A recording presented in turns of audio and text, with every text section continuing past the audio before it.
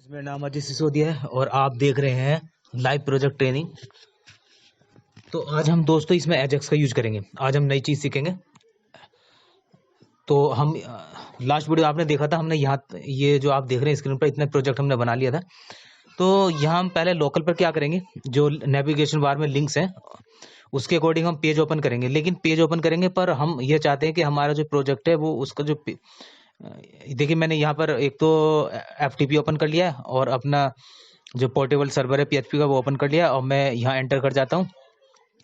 तो जो प्रोजेक्ट में जो आपने देखा होगा नेविगेशन बार हमने लगाया था उसको हम क्लिक करेंगे, पर हम चाहते हैं कि पेज हमारा लोड ना हो, रीडायरेक्ट ना हो, और वो सिर्फ उसका जो कंटेंट है वही हमें दिखाई दे। तो हम देखिए यहाँ पर हम क्या करते हैं, नेविगेशन बार में पहले हम लिंक को ऐड कर लेंगे।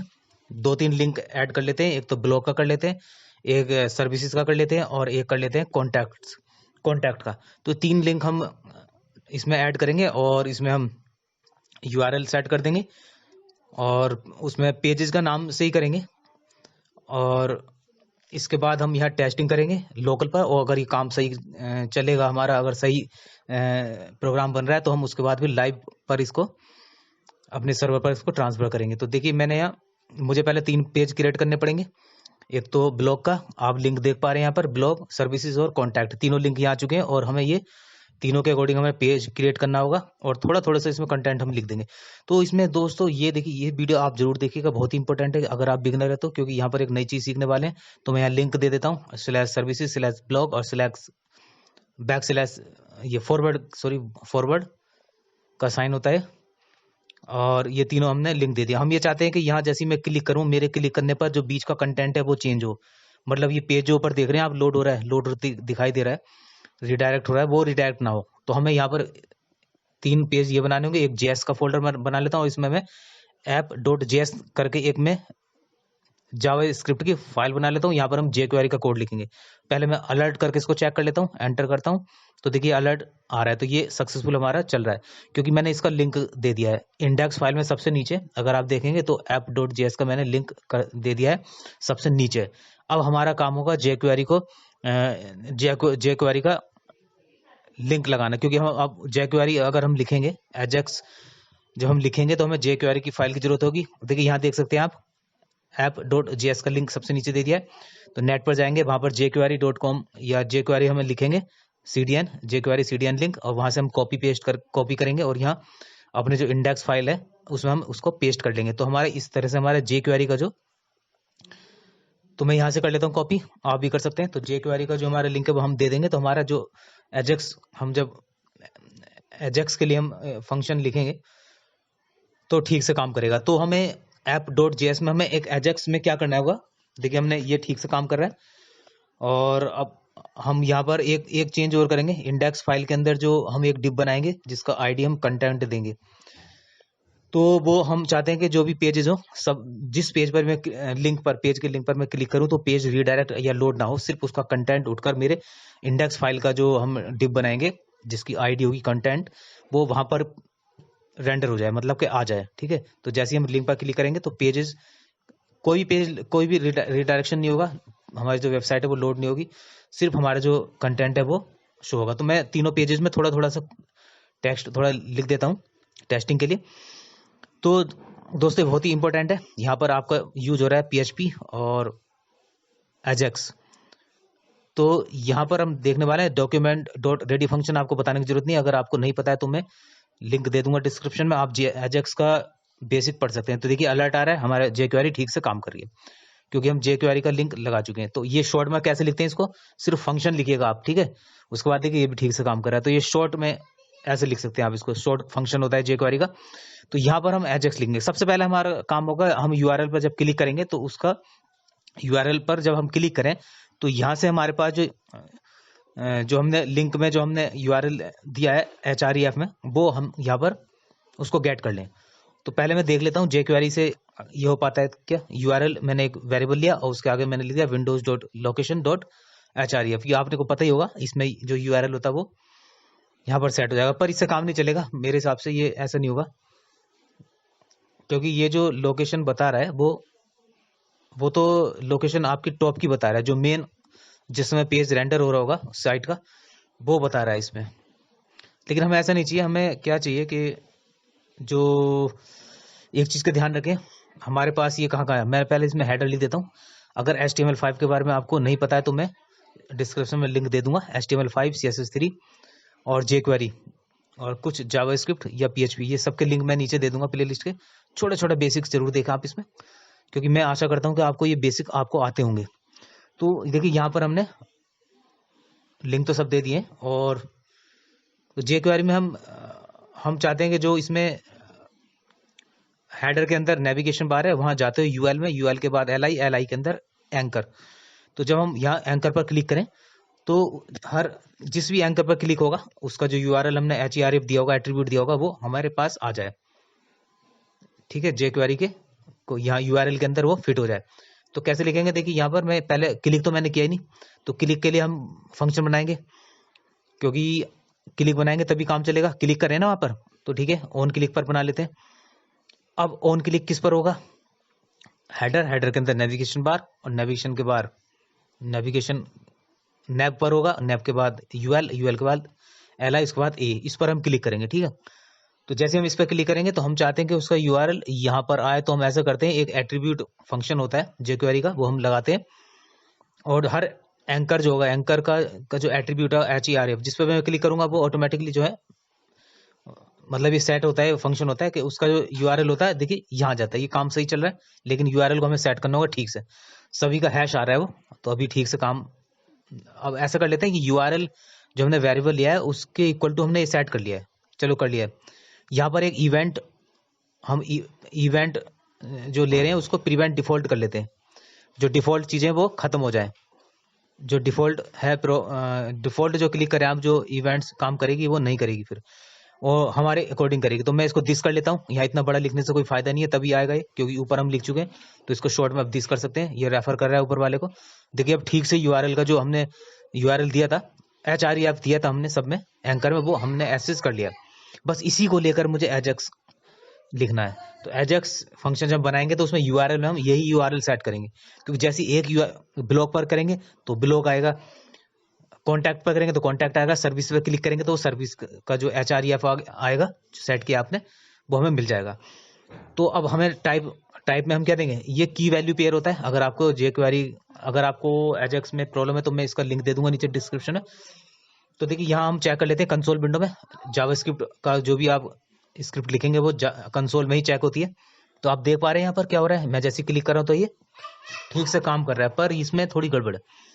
यहाँ पर आप लिंक तो भेज रहे हैं, लेकिन कर क्या रहे हैं कि उसको ठीक से फाइल नहीं मिल पा रही है।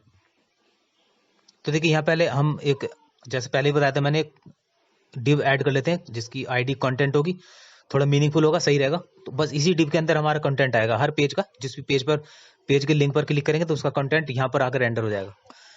तो देखिए यहाँ मैं यहाँ एंटर करता हूँ, तो यहाँ हो क्या, यहाँ चलो हेडिंग ले लेते हैं, एक H1 टैग। तो देखिए अब ठीक लग रहा है, अब ठीक से काम कर रहा है। अब आगे ले लेते हैं। तो यहाँ तो हमारा अब एक फंक्शन और ले लेते हैं हम। अभी हमने फंक्शन लिया है, क्योंकि ये जो की वैल्यू पेयर में आपको लिखे जाने, तो इसमें की होगा सक्सेस, और वैल्यू में एक फंक्शन आ जाएगा, जिसमें क्या होगा, जैसे ही रिक्वेस्ट जाएगी उस पेज पर जिस पर हम भेजेंगे, तो उसका जो रिस्पॉन्स आएगा वो इस तरह से आता है। तो मैं इसमें रिस्पॉन्स की जगह आप कोई भी वेरिएबल ले सकते हैं, डेटा ले सकते हैं, रिकॉर्ड ले सकते हैं, RES शॉर्ट में ले सकते हैं, आपकी मर्जी है। उसके बाद मैंने वो कंटेंट नाम की जो डिव की ID उठा ली, और उसमें मैंने HTML फंक्शन का यूज किया, और उसमें मैंने रिस्पॉन्स को डाल दिया। तो देखिए ये काम कर रहा है नहीं कर रहा है, देखते हैं। ये मैंने एंटर किया, कोई काम नहीं कर रहा है अभी। तो अभी क्यों नहीं काम कर रहा है, ठीक से काम नहीं कर रहा है, उसने सभी पूरा पेज रेंडर कर दिया दोबारा से, हेडर वगैरह पूरा। देखिए हेडर देख रहे हैं आप, हेडर भी पूरा रेंडर कर दिया। तो ये हो क्यों रहा है, क्योंकि हमने अभी उसको ये नहीं बताया कि किस फाइल पर जाना है। तो हमें पोस्ट ला के देख लेते हैं, बात वही है, वही आएगा इसमें। पोस्ट का भी यूज करके देख लेते हैं। देखिए वो सारा वही चीज आ रही है। जैसे आप वो क्लिक हो रहा है तो वो टोटल क्या कर रहा है, सारा का सारा रेंडर कर रहा है वो नेविगेशन बार भी। तो हो क्यों रहा है, अभी चेक करेंगे इसको। तो मैं ब्लॉक पर क्लिक किया, तो अभी देखिए सिस्टम अभी नहीं बन रहा है। ओके, तो हो क्या रहा है, यहाँ पर हमने जो URL दिए, blog forward services forward slash contact, तो वहां पर हो क्या रहा है कि वो चीज तो आ रही है हमारे पास, लेकिन उसको ये नहीं पता चल रहा है मुझे जाना है किस फाइल के पास है। तो शायद हमने वहां पर एक्सटेंशन अभी नहीं दिया है, डॉट PHP करके दिया है शायद, मुझे अभी थोड़ा सा ध्यान नहीं रहा, लिखा नहीं लिखा था। बस यही प्रॉब्लम हो सकती है कि उसको जो है ठीक से फाइल नहीं मिल पा रही है। अब आपने वहां ब्लॉग तो लिख दिया, तो ब्लॉग जैसे आप ब्लॉग पर क्लिक करते हैं तो उसकी स्ट्रिंग जो होती है वो यहाँ आ जाती है, उसको मिल जाती है। तो उसको URL में से ब्लॉग मिलता है, लेकिन वो सही से नहीं जा पा रहा है। तो इसका मतलब वो PHP फाइल उसको नहीं मिल पा रही है। तो देखिए यहाँ तो ये सर्विसेज है, तो अब इसमें डॉट PHP ऐड कर लेते हैं, डॉट PHP तीनों में। अब ये PHP की जो फाइल होगी इसको देखते हैं, अब ये मिलेगी। अब रिफ्रेश करा और ये हमने क्लिक किया, ये देखिए, ये देखिए, अब देखिए यहाँ पर चेंज हो रहा है। तो देखिए कंटेंट जो है चेंज हो रहा है, अब देख सकते हैं। अब ठीक है, ये रिक्वेस्ट है, ये ध्यान से देखिएगा। और दोस्तों अभी एक प्रॉब्लम और आने वाली है, अगर हम इसको प्रोजेक्ट को अगर हमारा ठीक से काम करेगा, तो अगर हम इसको लाइव पर करेंगे तो देखते हैं वहाँ काम करेगा नहीं करेगा। शायद मुझे लग रहा है वो काम नहीं करेगा। देखिए मैं इसमें हेडिंग डाल देता हूँ, ठीक से हमें दिखाई दिए कंटेंट वहाँ पर। तो जब हम इसको अपलोड करेंगे, अपने इस फाइल्स को अपलोड करेंगे, तो ये वहाँ पर काम नहीं करेगा, ये देखने वाली बात है। तो देखिए अब सिंपल, आई होप कि आपको समझ में आ गया होगा ये। और बाकी और वीडियोस बनते रहेंगे आगे, काफी सब धीरे धीरे सब बेसिक क्लियर हो जाएगा, टेंशन ना ले। देखिए कोई पेज रीलोड नहीं हो रहा है, जो वेबसाइट आपकी है, साइट कह सकते हैं या जो भी है, ये कोई भी रीडायरेक्ट नहीं हो रहा है, लोड नहीं हो रहा है, लेकिन इसका कंटेंट जो चेंज हो रहा है। देखिए तो यहाँ पर हम ले लेते हैं, एक सर्च कर लेते हैं, थोड़ा टेक्स्ट उठा लेते हैं, थोड़ा अच्छा लगेगा देखने में, समझ में आएगा ठीक से। तो मैं ये लोरेम आइप्सम, ये साइट है जहां से आप टेक्स्ट ले सकते हैं। तो मैं यहाँ से कॉपी पेस्ट कर लेता हूँ तीनों फाइल में, ब्लॉग वाली में भी, और blog.php, contact.php और services.php में, तीनों में। तो थोड़ा सा देखने में अच्छा लगेगा और काम थोड़ा सही लगेगा इसमें। और दोस्तों देखना, जब ये आप ध्यान रहे, अगर आप जब ये टेस्टिंग हो जाती है आपकी लोकल पर, जब आप इसको अपलोड करते हैं अपने लाइव पर, सर्वर पर जहां आपने जगह ली है, तो वहां ध्यान रखना कोई फाइल बीच से किसी कारण से सर्वर डाउन हो या नेट स्लो हो, वहां से फाइल एक ऐसा ना हो कि ब्लैंक जाए, कोई फाइल गड़बड़ हो जाती है, सिस्टम खराब होता है, तो वो ध्यान रखें। तो इसलिए हम कहते हैं कि बैकअप बनाते चलें, जब भी काम करें इसको लोकल पर बैकअप बना लें, चाहे और चाहे आप लाइव पर ही बना लें। लोकल पर बनाएंगे तो ठीक है, डेट वाइज बैकअप बनाते जाएं। तो देखिए यहाँ मैंने, अब इसको हम चला के देंगे तो थोड़ा सिस्टमैटिक लगेगा ये चीजें।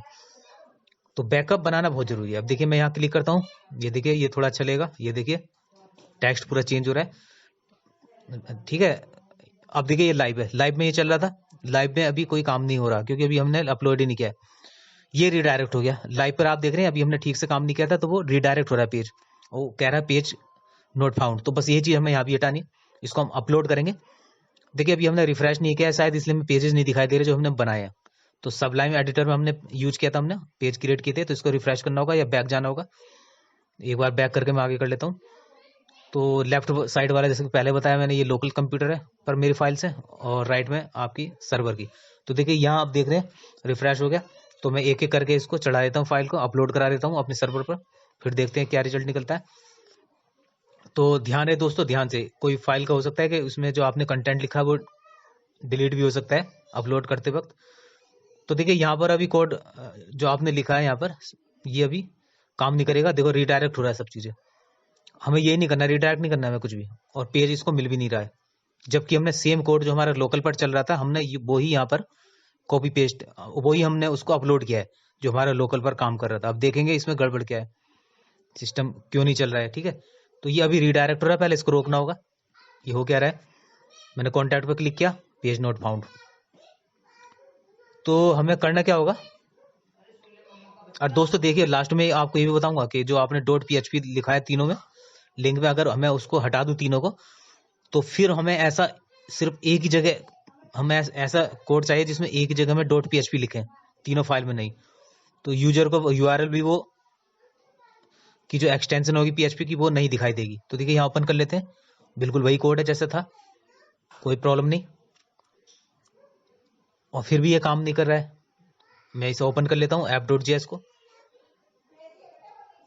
app.js को मैं ओपन करके देखता हूँ। देखिए यहाँ पर app.js को एडिट पर क्लिक करता हूँ, तो देखिए ठीक वही चीज लिखी यहाँ पर, कोई डिफरेंस नहीं था। तो कंसोल डॉट लॉग करके देख लेते हैं। कंसोल डॉट लॉग से क्या होगा, जो कंसोल विंडो होगा उसमें वो जो रिस्पॉन्स होगा वहां पे चेक हो जाएगा, उसमें आ जाएगा, फिर देखेंगे हम। तो ये भी एक तरीका होता है। देखिए ये लोड हो गया, अपलोड हो गया ठीक से, और ये देखते हैं कंसोल में आ रहा है, नहीं एरर दिखा रहा है। देखिए तीनों लिंक रेड आ रहे हैं। रेड का मतलब कि उसको नहीं मिल रही है वो फाइल, ठीक से रिक्वेस्ट नहीं सेंड हो रही है। ये मैं फॉरवर्ड वाले साइन को हटा के देखता हूँ एक, शायद इससे काम हो जाए। हो सकता है इसमें फॉरवर्ड स्लैश पहले जो बेसिक यूआरएल है उसमें हो। तो मैंने सेव किया, चलाया और इसको रिफ्रेश किया, देखिए ये आ गया कंसोल में। यानी कि ये हमें जो फॉरवर्ड हमने लगा रखा है जो ब्लॉक से पहले या कॉन्टैक्ट से पहले, सर्विस से पहले, वो हमें हटाने होंगे। तो देखिए क्या अंतर था इसमें, वरना आप देखते रहते इसमें क्या बिगनर्स हैं आप तो प्रॉब्लम देखते रहते हैं। आपने सिर्फ अपलोड कर दिया, कह रहे हैं कि चली नहीं फाइल, तो दिक्कत आ जाती है। तो शुरू में प्रॉब्लम आती है, बहुत इंपॉर्टेंट है ये चीज देखना। अब देखिए तीनों लिंक सही काम कर रहे हैं। देखिए कंटेंट चेंज हो रहा है, देखिए कोई साइड कोई रिफ्रेश रीलोड नहीं हो रहा है पेज। देखिए लोकल में भी मैंने दिखा दिया वहाँ स्टैच लगा हुआ है, लेकिन यहाँ वहाँ हटाने पड़ गया। तो ये मत समझिए कि आपने अपलोड कर दिया पूरा लोकल को और वहां से आपको सारा काम ठीक से हो गया। तो वो चीज होती है जो करते समय समझ पता चलता है।